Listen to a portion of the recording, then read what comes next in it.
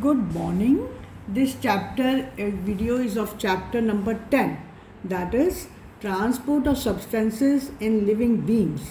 In this chapter we will study the transport of substances.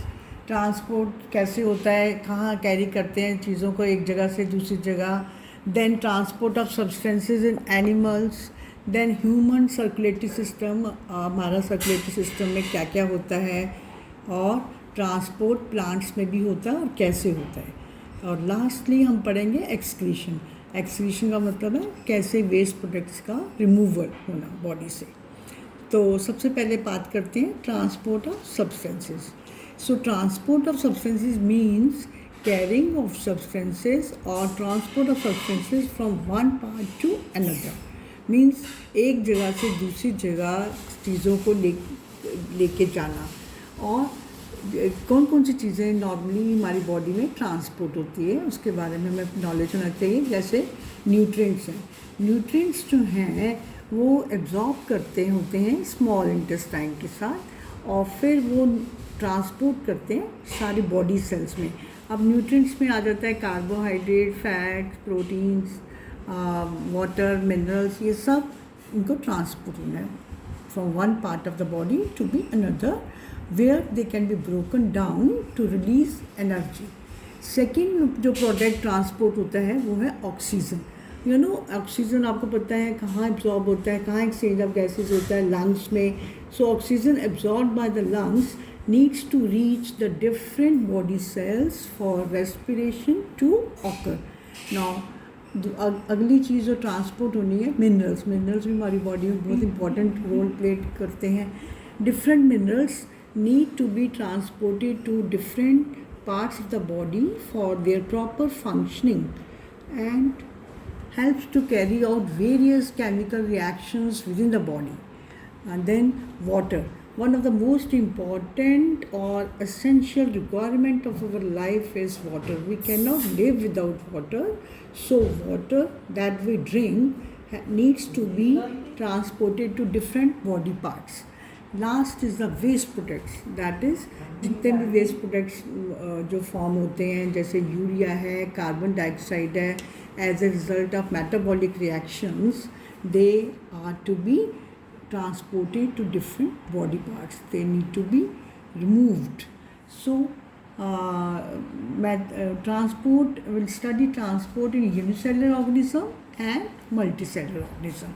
Now what are unicellular organism? All of us know that organisms whose body is comprised of only one cell is called unicellular organism.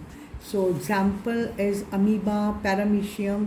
In these organisms oxygen and carbon dioxide diffuse directly into and out of the cell of unicellular organism.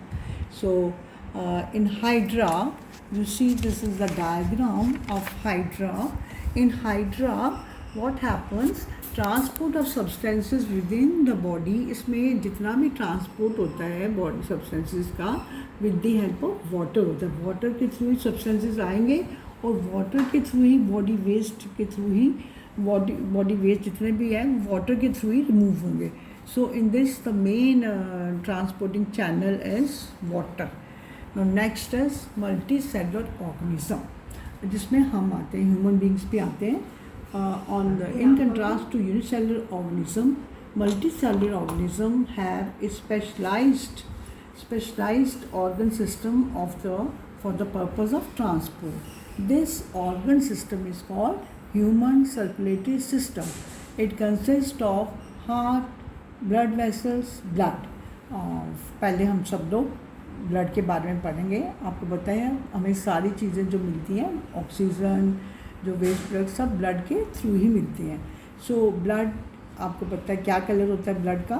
It is red in colour, and it is a straw coloured fluid that flows with in the tubes में flow करता है. उन tubes को कहते हैं blood vessels. और ये blood का क्या काम है हमारी बॉडी में, बहुत ज़रूरी है. It carries various substances such as nutrients, salt and respiratory gases hormones, and even waste products to and from different parts of the body. So blood is made up of a straw colored fluid which is called plasma, and plasma is the fluid portion, and in plasma cellular elements are present, and there are three cellular elements. One is RBC, that is red blood cells. Second is WBC, that is white blood cells. And third is blood platelets. Now RBC are the cells, वो sales हैं जिनमें red colour की pigment होती है. उस red colour की pigment को बोलते हैं हीमोग्लोबिन. और ये हीमोग्लोबिन क्या करता है, ये हमारे ऑक्सीजन के साथ कंबाइन करके ऑक्सी हीमोग्लोबिन एक कंपाउंड बनाता है, और फिर इस कंपाउंड के थ्रू हमारी बॉडी में ऑक्सीजन जाती है. The red colour of the body is due to haemoglobin. Now next is WBC. WBC are larger than red blood cells. They are round in structure. और वाइट ब्लड सेल जैसे नाम बताते हैं, white blood cells में haemoglobin नहीं होता है. So that is why they are white in colour. And आपको पता है वाइट ब्लड सेल्स हमारे बॉडी में क्या काम करते हैं, कैसे काम करते हैं. वो हमें जितने भी फॉरेन एजेंट्स आते हैं, माइक्रोब्स आते हैं, उनसे बचाते हैं. इसलिए हम डब्ल्यू ब्लड सेल्स को क्या कहते हैं, सोल्जर्स भी कहते हैं. So they because they protect the body against disease causing microbes. Next is blood platelets. So third one is blood platelets. Blood platelets का हम इसको थ्रोम्बोसाइट्स भी कहते हैं. ब्लड प्लेटलेट्स का मतलब है they are irregular shaped cells and they are colorless. They whenever कभी भी हमारी उंगली में कहीं भी कट लग जाता है तो प्लेटलेट्स जो है वो हेल्प करती हैं इन क्लॉटिंग ऑफ द ब्लड. सो जहाँ भी इंजरी होती है वहाँ पे ब्लड प्लेटलेट्स का काम है. ये वहाँ पे ब्लीडिंग को स्टॉप करते हैं और ब्लड को क्लॉट करने में हेल्प करते हैं. सो नेक्स्ट है ब्लड वेसल्स. ब्लड वेसल्स जो होती हैं वो हैं तीन तरह की ब्लड वेसल्स होती हैं. Number 1 arteries, number 2 veins, and number 3 capillaries. Now look at this diagram. ये देखो, ये आर्टरी है, ये वेन्स की डायग्राम है, और ये स्मॉल थिन वॉल्ड कैपिलरीज जो कनेक्ट करती हैं दोनों को. So arteries are the vessels that transport blood from heart to different parts of the body. They arteries, they are generally carry oxygenated blood. Oxygenated blood means pure blood, blood rich in oxygen. So these are veins, and veins carry blood from different parts of the body to the heart. So veins, they carry generally deoxygenated blood. सारी veins जो हैं वो impure blood, जो कि carbon dioxide rich blood होता है, उसको carry करते हैं. लेकिन एक पल्मोनरी वेन होती है जो प्योर ब्लड कैरी करती है.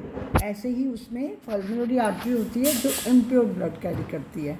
तो अब हमने आर्टरीज और वेन्स का अगर पढ़ना है तो हमें आर्टरीज और वेन्स के बारे में डिफरेंस भी पता होना चाहिए कि आर्टरीज का क्या डिफरेंस है और वेन्स का क्या है. आर्टरीज, आपको पता है आर्टरीज को कैरी करना होता है ब्लड, तो उसके वॉल्स जो हैं वो थिक होते हैं, और वेन्स के थिन वॉल्स होते हैं. आर्टरीज आपको दिखती नहीं हैं क्योंकि वो they are placed deep within the body and they are not placed deep within the body. Veins superficially located होती हैं, हम वेन्स को देख सकते हैं.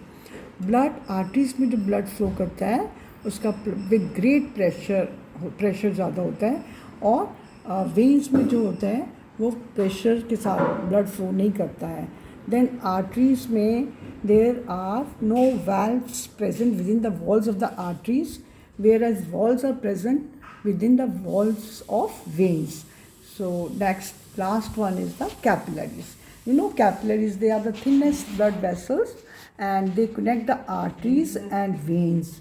So capillaries are present around major organs of the body. So we have studied about the transport of substances and transport of substances, different substances, then unicellular and multicellular organism, and then human circulatory system consisting of arteries, veins and blood. So next we'll study about the structure of heart.